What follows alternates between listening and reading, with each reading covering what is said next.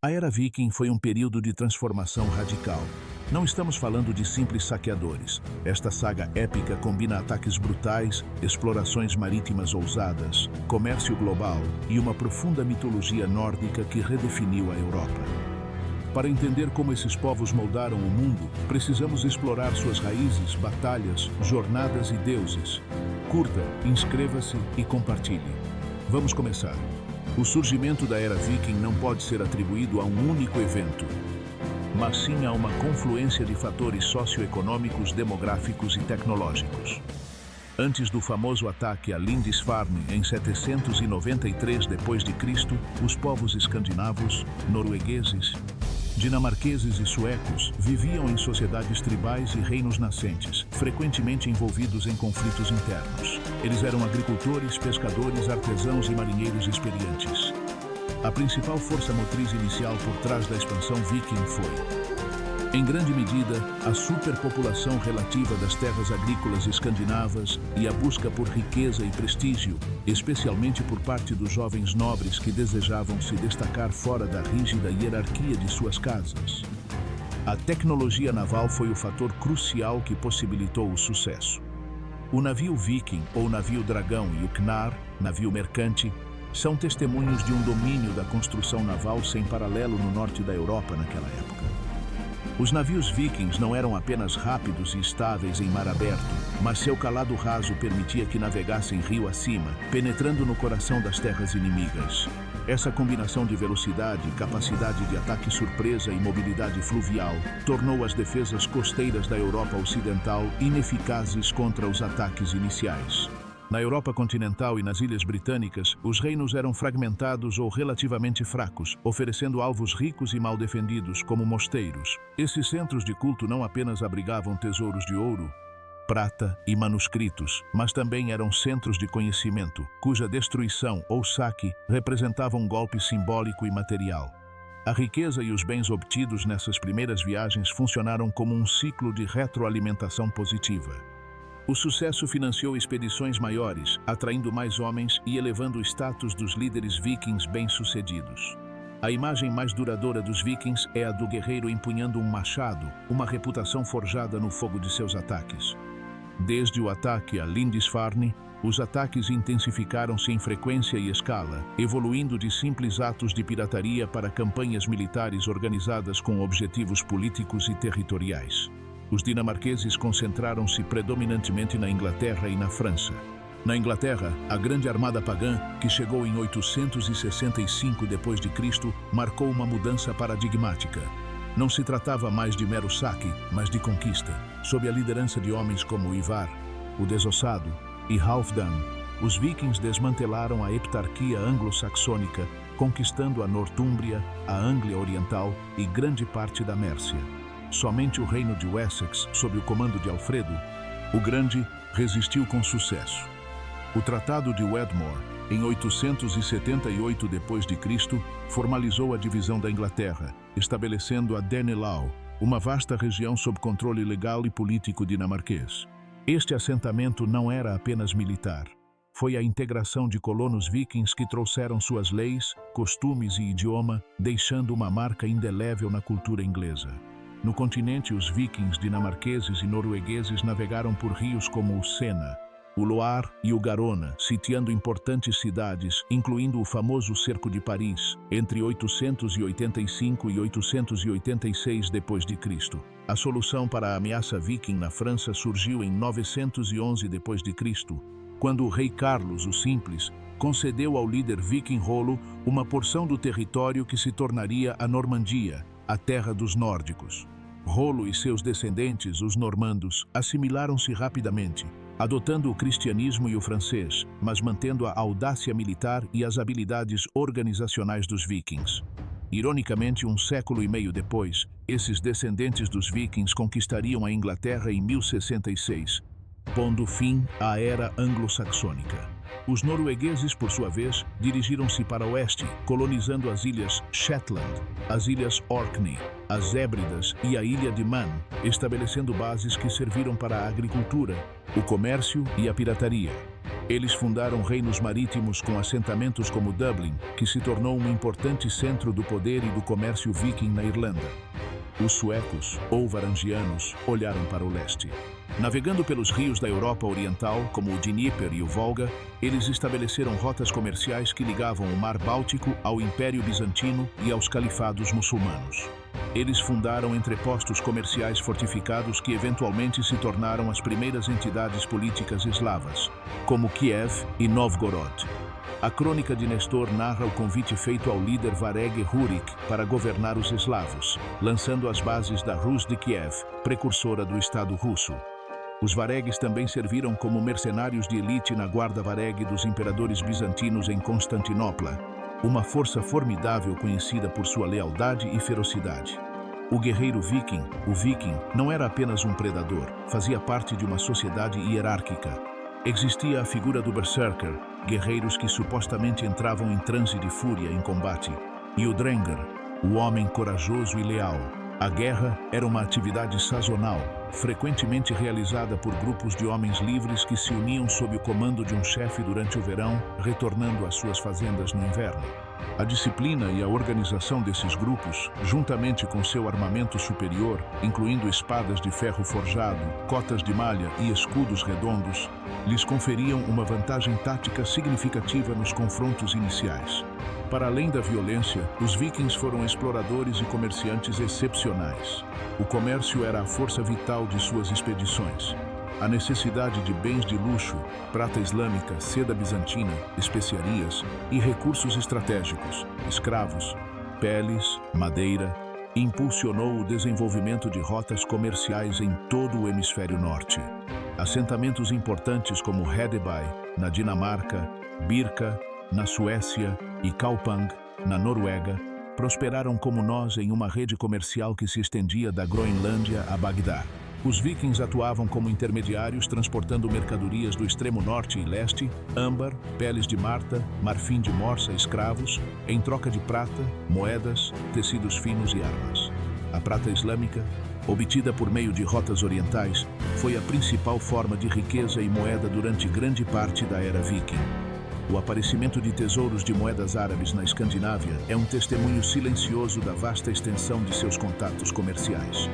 A exploração viking atingiu seu auge no Atlântico Norte.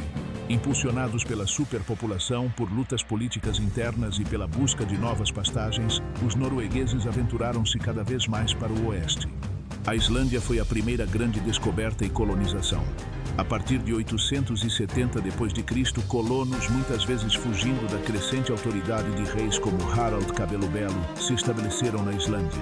Lá eles criaram o Althing, o parlamento mais antigo do mundo, uma assembleia legislativa e judicial que governou a comunidade islandesa com uma estrutura legal complexa e descentralizada. Está registrado em Gragaas, Leis do Ganso Cinzento. A saga islandesa, transmitida oralmente e posteriormente registrada por escrito, é a principal fonte de conhecimento sobre a vida, as genealogias e a mentalidade dos vikings. Da Islândia, a exploração prosseguiu. Erik, o Vermelho, exilado da Islândia por assassinato, descobriu e colonizou a Groenlândia por volta de 985 d.C.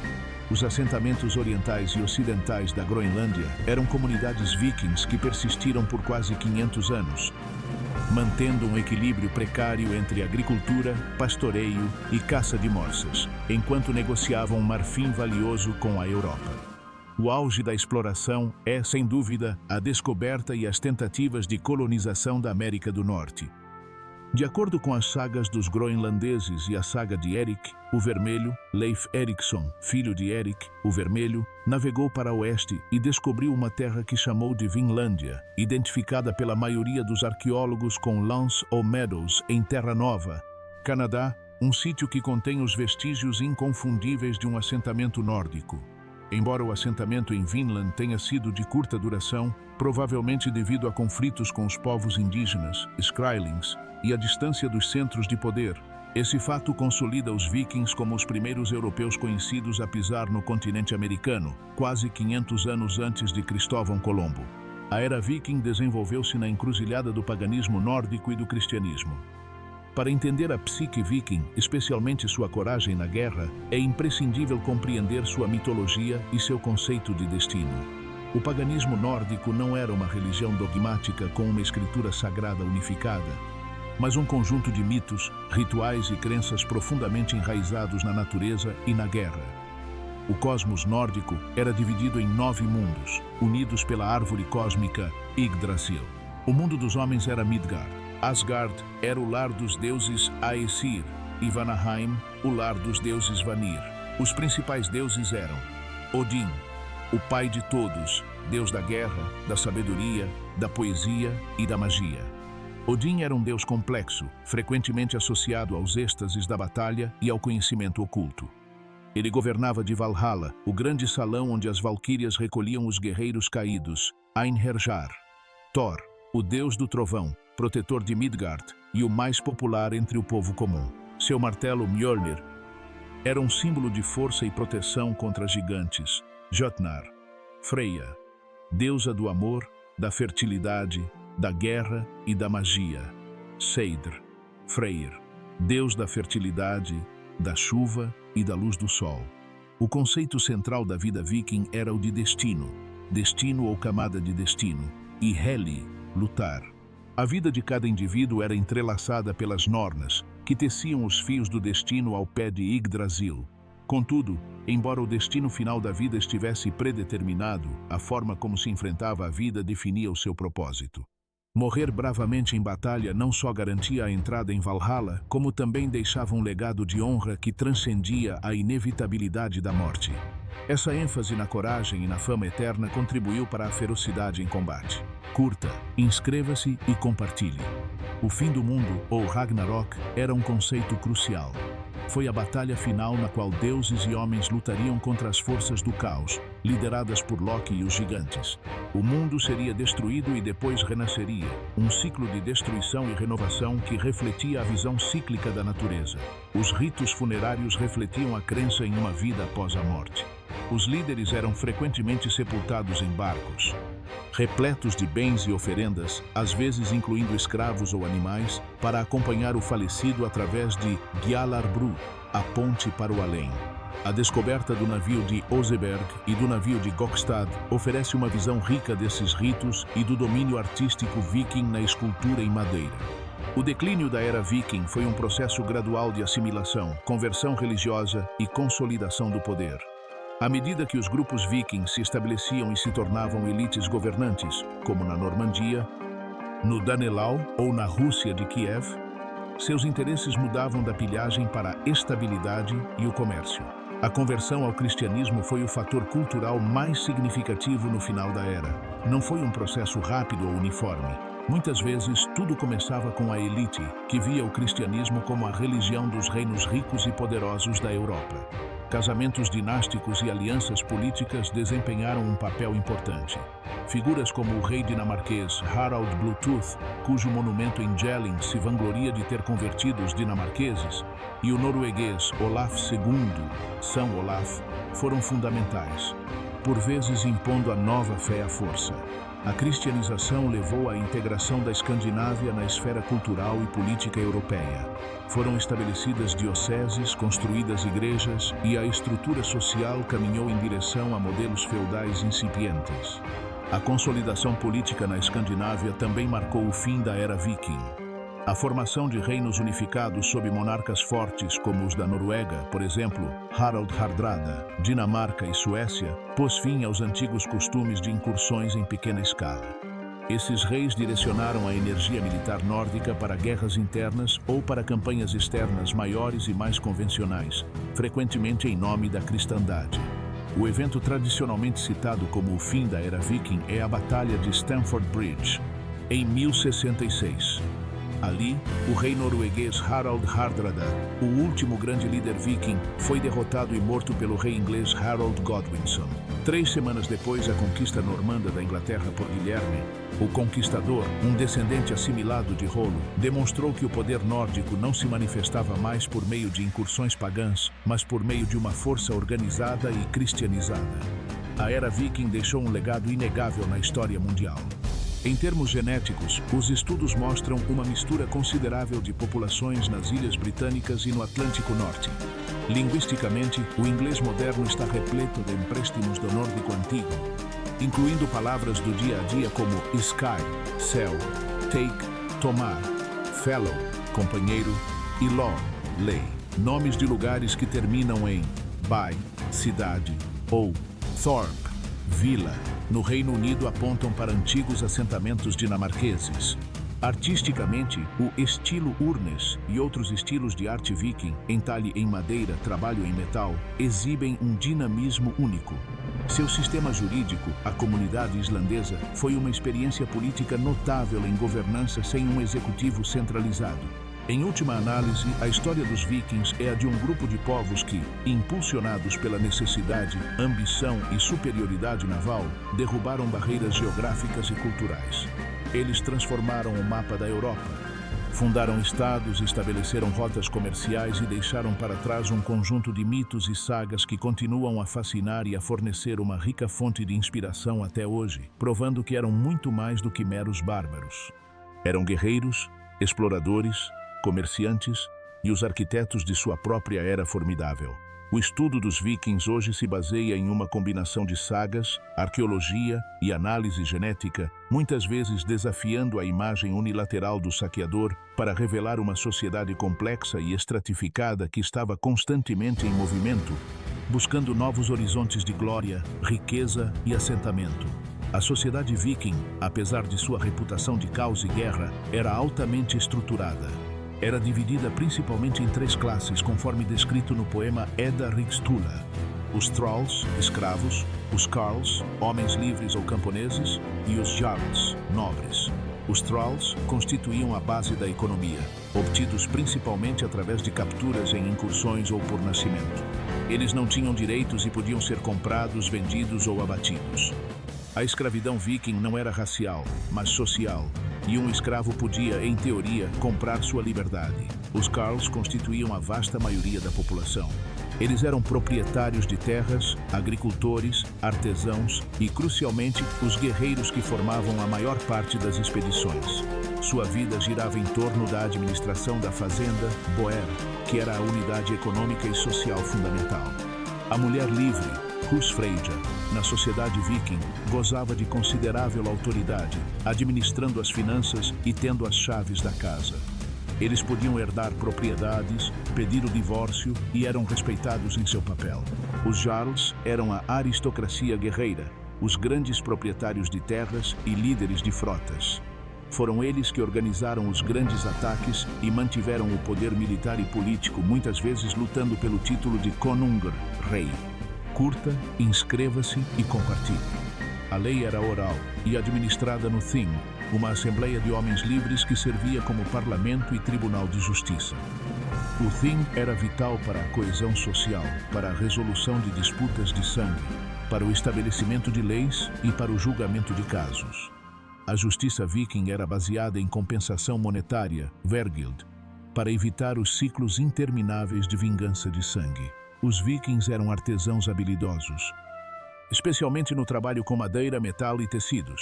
Sua arte é caracterizada por desenhos intrincados e entrelaçados, frequentemente representando animais fantásticos e seres mitológicos. Esse estilo animalesco evoluiu através de diversas fases: Oseberg, Borri, Gelling, Mamen, Ringerike e Urnes, marcando a cronologia da época. A arte viking não era apenas decorativa, mas também narrativa e funcional. As runas são talvez o testemunho artístico mais acessível. Essas pedras não eram lápides, mas monumentos erguidos pelos vivos para homenagear parentes que haviam morrido, frequentemente no exterior, como guerreiros ou exploradores. Inscrições rúnicas, frequentemente escritas por poetas da corte, eram chamadas de skalds. Eles narram feitos de bravura e jornadas. A ourivesaria e a ferraria eram essenciais. As espadas vikings eram armas de prestígio, frequentemente importadas do continente, como as famosas espadas Ulfbert, mas com cabos e bainhas ricamente decorados localmente.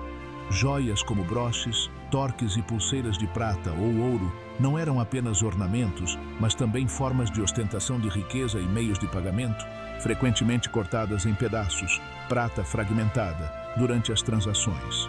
Na verdade, o comércio de prata levou a um sistema monetário baseado no peso da prata, e não apenas na cunhagem de moedas. A supremacia viking baseava-se no mar.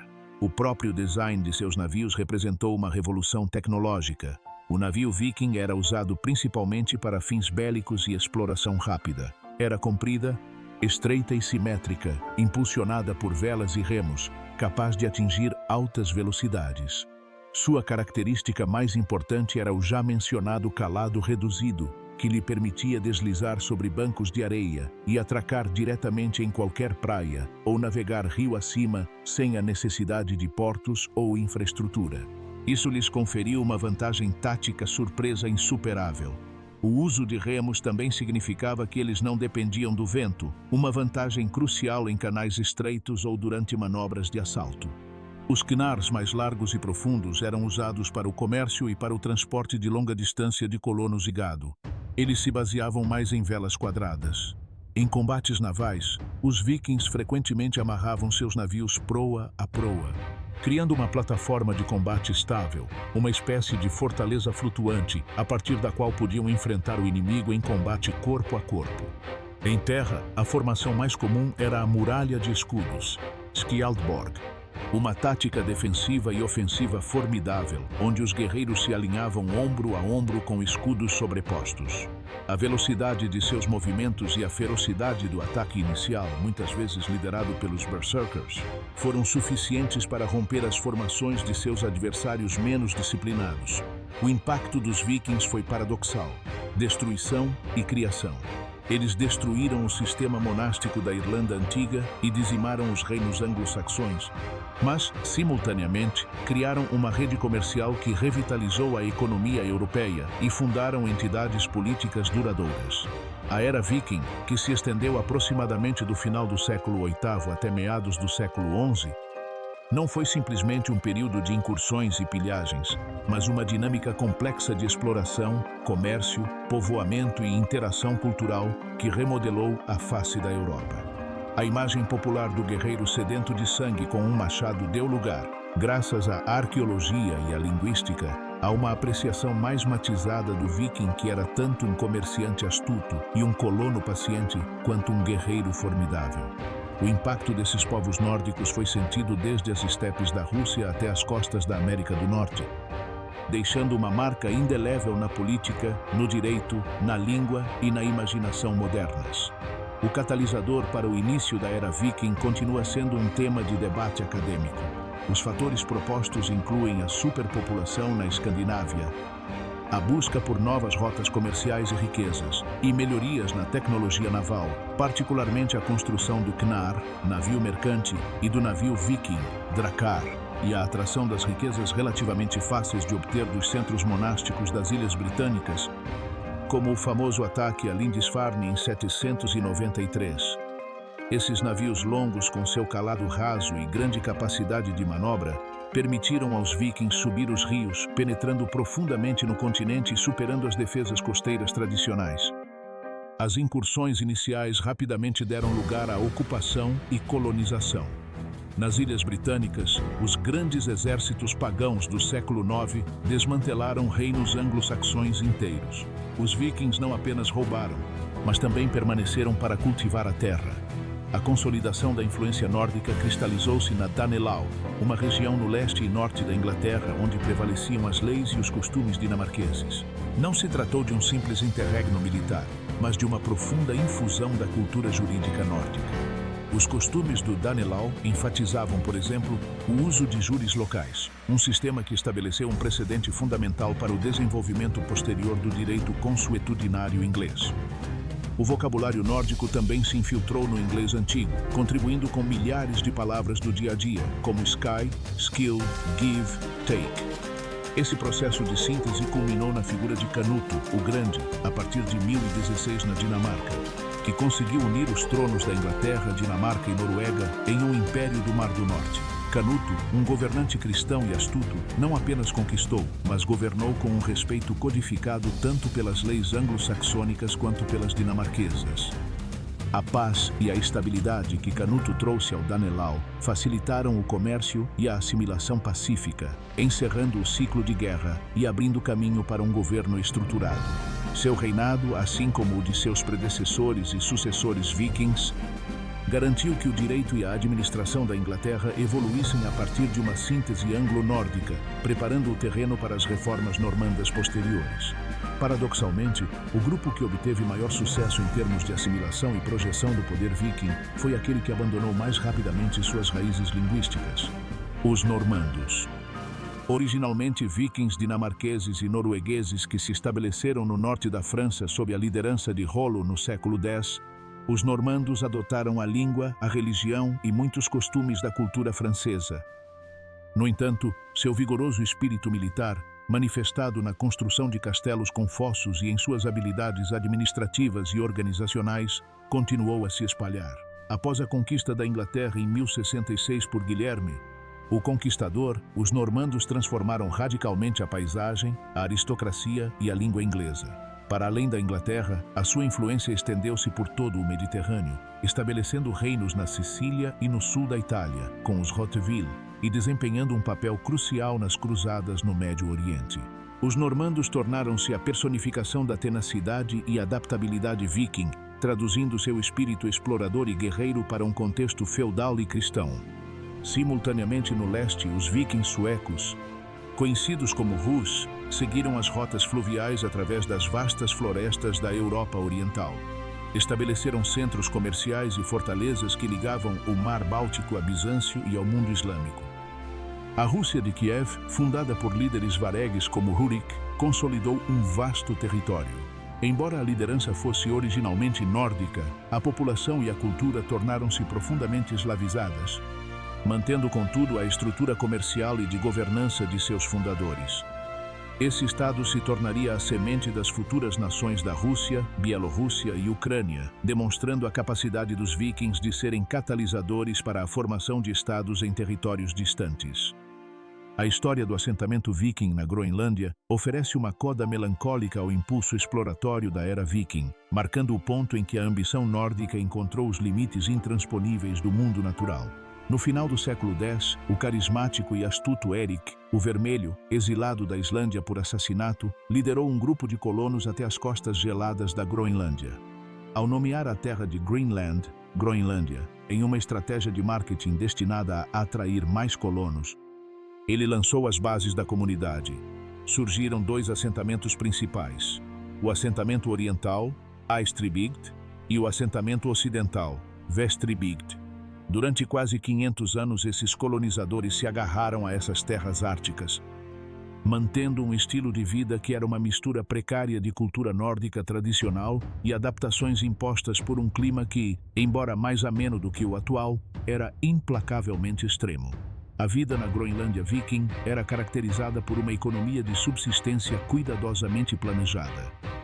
Sua alimentação e base econômica dependiam de seus rebanhos de ovelhas e cabras, que pastavam nos escassos prados costeiros durante os curtos verões. A caça às focas e, em menor escala, a pesca complementavam sua dieta. No entanto, sua ligação vital com o mundo exterior era a exportação de marfim de morsa. As presas de morsa, juntamente com peles de urso polar e falcões vivos, eram sua principal moeda de troca com a Europa, permitindo-lhes adquirir bens essenciais como ferro, madeira, grãos e artigos de luxo. Essa dependência do comércio transatlântico significava que sua prosperidade estava intrinsecamente ligada à dinâmica do mercado europeu e às condições marítimas. No entanto, a partir do século XIII, uma confluência de fatores ambientais e econômicos começou a corroer a frágil base dos assentamentos. A pequena idade do gelo iniciou seu resfriamento lento, porém inexorável, impactando significativamente o clima do Atlântico Norte. Os mares ficaram mais frios e turbulentos, e as calotas polares expandiram-se, tornando as rotas de navegação para a Islândia e a Noruega mais perigosas e imprevisíveis. As pastagens para o gado diminuíram, reduzindo a produção agrícola, e a caça tornou-se menos confiável. Simultaneamente, a procura europeia por marfim de morsa diminuiu drasticamente. O marfim de elefante, mais exótico e abundante, começou a chegar à Europa por meio de rotas comerciais alternativas vindas da África. Tendo perdido seu principal produto de exportação, os colonos da Groenlândia se viram em uma armadilha econômica. Isolados com a ajuda da coroa norueguesa tornando-se esporádica e intermitente, o último navio conhecido chegou em 1410 e, com a capacidade de cultivar a terra diminuindo, os assentamentos foram gradualmente encolhendo. Descobertas arqueológicas mostram um declínio na saúde, uma redução no tamanho do rebanho e uma mudança nos hábitos alimentares em direção ao consumo de recursos marinhos, indicando um aumento do estresse sistêmico. Os últimos registros de assentamentos orientais datam do início do século XV. Seu eventual desaparecimento é um mistério envolto em história climática e sociologia. Diversas teorias estão sendo consideradas. Inanição gradual, uma última viagem fracassada em busca de ajuda, ou até mesmo um confronto final com os Inuit, os Thule, que estavam se expandindo para o sul e eram muito mais adaptados para sobreviver no ambiente ártico. A incapacidade da comunidade nórdica de se adaptar completamente a um ambiente cada vez mais hostil ou de se integrar e aprender as técnicas de sobrevivência dos Inuites ressalta o ponto de virada da era viking. A expansão ilimitada foi substituída pelos limites intransponíveis da geografia e do clima. A ambição viking havia chegado ao seu limite. Hoje, a era viking se tornou um poderoso mito cultural. A visão romântica do século XIX, popularizada pela ópera e pela literatura, com suas imprecisões como os icônicos capacetes com chifres, foi substituída por uma apreciação mais matizada. A pesquisa moderna se baseia em arqueologia de ponta, linguística e análises meticulosas da saga islandesa para traçar um panorama mais completo. No imaginário contemporâneo, os vikings representam audácia, liberdade de movimento, resiliência e um espírito indomável. A história deles não é simplesmente um capítulo sangrento da história europeia, mas sim a complexa interação entre a espada, guerra, o remo, comércio e exploração, e a busca implacável por Eli, fama e distinção duradouras em vida e na memória. Curta, inscreva-se e compartilhe.